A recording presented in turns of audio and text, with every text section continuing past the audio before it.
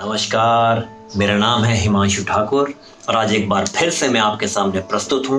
और आज जिस महिला संत के बारे में मैं आपको जानकारी देने जा रहा हूँ, उनका नाम है श्री आनंदमयी माँ।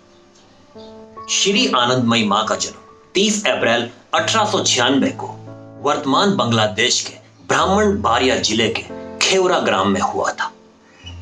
श्री आनंदमयी माँ का मूल नाम निर्मला सुंदरी था।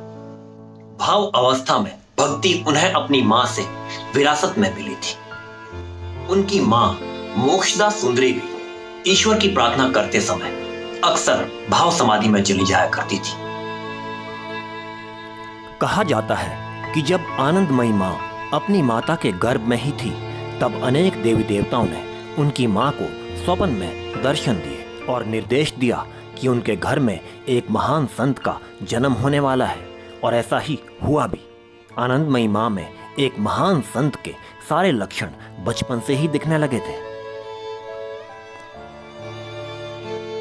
मां को कोई शिव भक्त कहता था तो किसी को लगता था कि वो आधुनिक युग की मीरा है, जिनके रोम रोम में कृष्ण भक्ति है। तो कोई कहता था कि उनमें साक्षात महाकाली वास करती है। तो किसी के मत में वो भाव समाधि के द्वारा किसी को भी निराकार ब्रह्म का साक्षात्कार करवा सकती थी।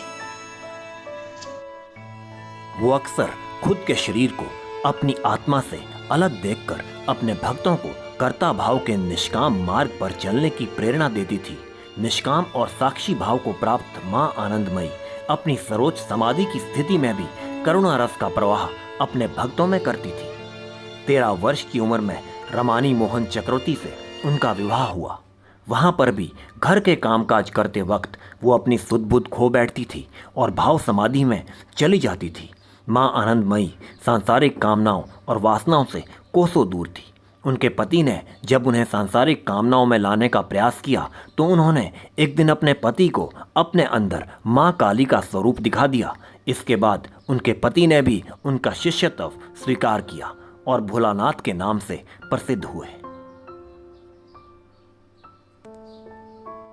कहा जाता है कि एक बार मां एक मस्जिद के पास से गुजर रही थी तो वो अचानक ही कुरान शरीफ की आयतें बोलने लगी और भाव समाधि में पहुंचकर उन्होंने नमाज की सारी क्रियाएं कर दी।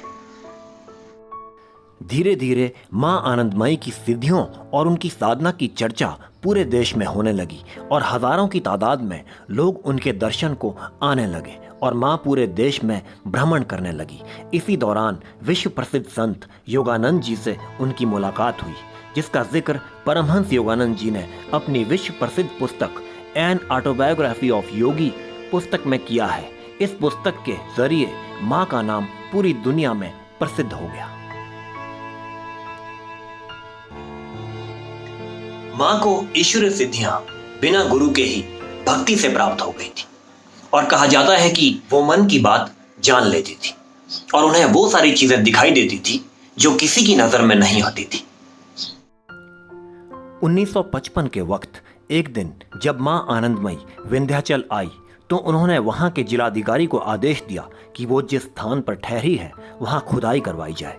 मां का कहना था कि वहां कई देवी देवताओं की मूर्तियां दबी पड़ी है और जब खुदाई करवाई गई तो वहां 200 से भी ज्यादा मूर्तियां निकली।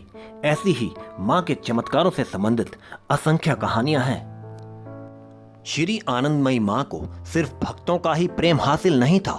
देश का कोई भी संत ऐसा नहीं था जो उनकी आध्यात्मिकता को नमन नहीं करता था। कुंभ के दौरान देश के सारे संत मां के दर्शन करने उनके कैंप में आते थे।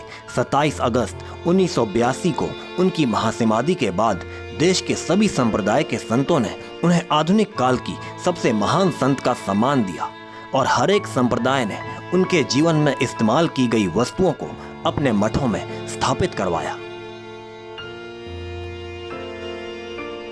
तो ये थी श्री आनंदमयी मां के जीवन से जुड़ी कुछ बातें। मैं आशा करता हूं कि आपको ये मेरा आज का जो वीडियो है वो पसंद आया होगा। अगर आपको ये वीडियो पसंद आया होगा तो एक बार आप इसे लाइक जरूर कीजिएगा और मेरे चैनल को आप सब्सक्राइब जरूर कीजिएगा ताकि आपको मेरे आने वाले वीडियो भी मिल सके। तब तक के लिए धन्यवाद।